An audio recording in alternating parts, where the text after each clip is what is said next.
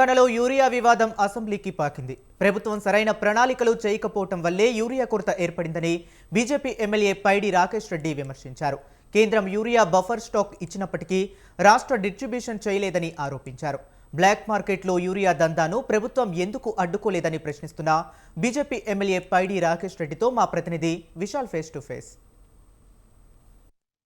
Urea కొరతపై BJP నాయకులు ప్రభుత్వాన్ని విమర్శిస్తున్నారు. బీజేపీయే కారణమని వ్యవసాయ శాఖ మంత్రి తుమ్మల నాగేశ్వరరావు వరి నాట్లేయక ముందు 2,40,000 టన్నుల యూరియాని బఫర్ స్టాక్ ఇచ్చాము.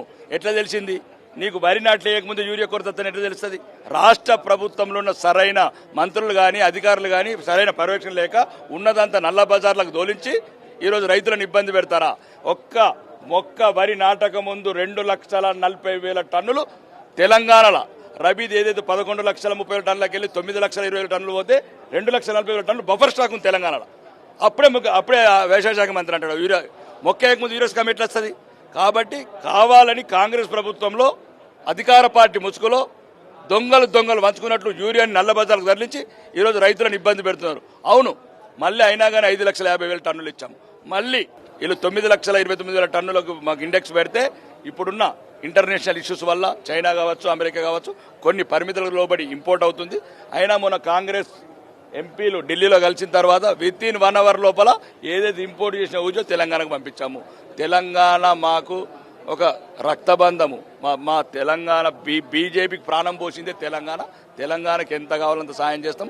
రాబోయే రోజులలో కూడా ఎంత స్టాక్ కావాలంటే స్టాక్ ఇస్తాం. రాష్ట్రంలో యూరియా కొరత ఏర్పడడానికి అంటే ఎలాంటి ప్రణాళికలు చేయకపోవడం, ఇక్కడున్న అధికారులకు నాయకులు దాని మీద సరైన అవగాహన లేకపోవడం, ఒక అగ్రెసివ్గా పెరుగుతున్న తెలంగాణలో ఏదైతే నాట్లు ఇప్పుడు కల్టివేషన్ అనేది తెలంగాణ వచ్చినప్పుడు 14 లక్షల ఎకరాలే 11 లక్షల ఎకరాలే మాత్రం అగ్రికల్చర్ ప్యాడీ కల్టివేషన్ అనేది ఈరోజు వరి 74 లక్షల ఎకరాలకు పోయింది. ఇది కొద్దిగా అవగాహన ఉండాలి. యూరియా ఎంత అవసరం పడుతుంది, మిగతా అవసరం ఎంత అవసరం పడుతుంది, నాయకులకు మంత్రులకు అధికారులకు వీళ్ళకు ఉన్న టైం అంతా ఢిల్లీకి పోవాలా, పంచులు తీసుకుపోవాలా, ఢిల్లీలో పెట్టాలా, రావాలా. పైరవిలే తప్ప పరిపాలన లేని ప్రభుత్వం ఈ తెలంగాణలో మొదటిసారి ఉన్నదంటే ఈ కాంగ్రెస్ ప్రభుత్వం మాత్రం. పార్లమెంట్ లో సైతం కాంగ్రెస్ ఎంపీలను మేము అక్కడ ప్రశ్నించాం యూరియాకి, కానీ బీజేపీ ఎంపీలు మాత్రం ఎవరు కూడా ప్రశ్నించలేదు. 8 మంది ఎంపీలను మేము ఇచ్చాం, కానీ యూరియాని తీసుకురావడంలో అక్కడ ప్రశ్నిస్తలేరు. యూరియాని పంపించిందే మేము. 2,50,000 టన్నులు బఫర్ స్టాక్ ఇచ్చిందే మేము. 5,50,000 టన్నులు ఇచ్చిందే మేము. రామగుండం ఎరువులగారం ఓపెన్ చేసిందే మేము. మళ్ళా 50,000 టన్నులు పంపించిందే మేము. ఎవరు ఎన్ని ఇబ్బందులున్నా విదేశాలతో ఎంత ఇంపోర్ట్ ప్రాబ్లం ఉన్నా కానీ రాష్ట్రానికి ప్రత్యేకంగా స్థానించడం, త్వరలో కూడా మిగతా సమస్యలన్నీ సమస్య పెట్టండి. కాళేశ్వరం ప్రాజెక్టుకు సంబంధించి మరికాసేపట్లోనే ఇక్కడ చర్చకు పెట్టే అవకాశం మీరు ఎలా దాంట్లో మీ వ్యూహాలు మా వ్యూహాలు మేము క్లియర్ గా సిబిఐ ఎంక్వైరీ కడుతున్నాం. 2 పార్టీలు కలిసిపోయినాయి. Farm house party, Congress party 2 కలిసిపోయినాయి. కాబట్టి దీంట్లో 2 గుడిబ్రాడ్ ఉండి ఏదైతే బీఆర్ ఎలక్షన్స్ కు ఫండింగ్ చేయడానికి ఇదంతా తెలంగాణ ప్రజలను మభ్యపెట్టడానికి చేస్తున్న చర్చ తప్ప ఎటువంటి చర్చ కాదు. 2 పార్టీలు కుమ్మక్కైనాయి కాబట్టి మేము సిబిఐ ఎంక్వైరీకి ఉంటున్నాం. అన్ని ఎవరెవరైతే దీంట్లో అవినీతి చేశారో ఈ అవినీతి బండారం బయట పెడతాం. ఇది రాష్ట్ర ప్రభుత్వానికి యూరియా మీద సరైన అవగాహన లేకపోవడం, అదేవిధంగా సరైన ముందస్తుగానే ప్రణాళికలు చేసుకోకపోవడం వల్లనే ప్రస్తుతం తెలంగాణలో యూరియా కొరత ఏర్పడింది.